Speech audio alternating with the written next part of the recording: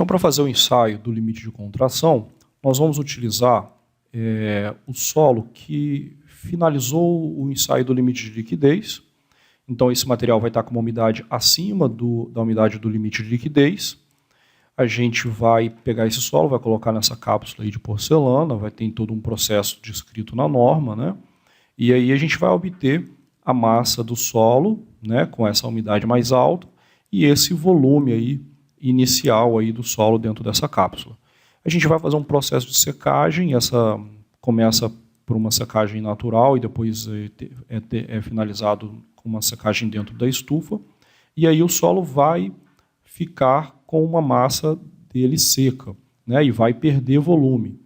Então a gente vai verificar aí na cápsula de porcelana o volume final do solo, né, que a gente vai obter, e a massa aí do solo 2 no seu estado seco, né? Então o que acontece no ensaio é isso aqui. A gente, olhando aqui esse gráfico, nós temos aqui embaixo, nas abscissas, aqui a umidade, nas ordenadas aqui os volumes, né?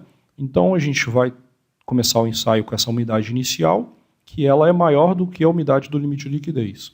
E vamos fazer o processo de secagem. Quando a gente chegar nesse estado aqui do solo seco, a nossa umidade vai ter reduzido, atravessando aí os limites de liquidez e plasticidade, até chegar aí no limite de contração, onde que a gente vai obter aí um volume, né, que não varia mais, depois que a gente já está com o solo seco. Então essa umidade onde a gente para de variar o volume é a umidade do limite de contração.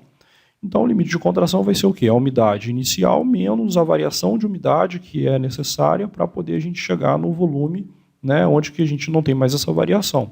Então na fórmula a gente tem aqui limite de contração, umidade inicial menos a variação de umidade. A umidade inicial vai ser o quê? A massa do solo no primeiro estado, menos a massa do solo no segundo estado, que é a massa seca, com isso a gente encontra a massa de água, né? E divide aí pela massa do solo no segundo estado, que é a massa do solo de sólidos, né? Que é a massa seca de solo. E a variação de umidade, a gente vai fazer o processo aí de fazer a subtração do volume inicial, né? Menos o volume final, dividido aí pela massa do solo seco e multiplicada pela massa específica da água, né? Então, os minerais aí que apresentam aí os valores, né, de limite de contração, né, a gente tem a montimorilonita, e geralmente esse valor varia aí de 8,5% a 15%, né, são valores menores.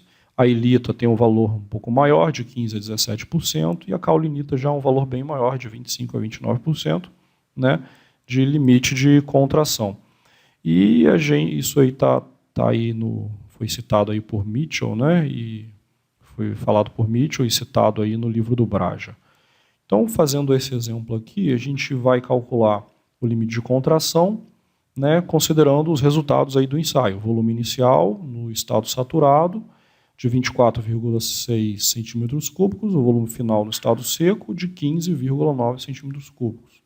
A massa inicial, né, do solo no seu estado saturado, de 44 gramas, e a massa final no seu estado seco, de 31 gramas. Então, a gente aplica a fórmula, limite de contração, né, a gente vai calcular aí o valor da umidade inicial, depois calcula a fórmula aí com a variação de volume, né, temos os valores de massa do solo, massa 1 e massa 2, os volumes iniciais e finais, e a massa específica da água, de 1 grama por centímetro cúbico.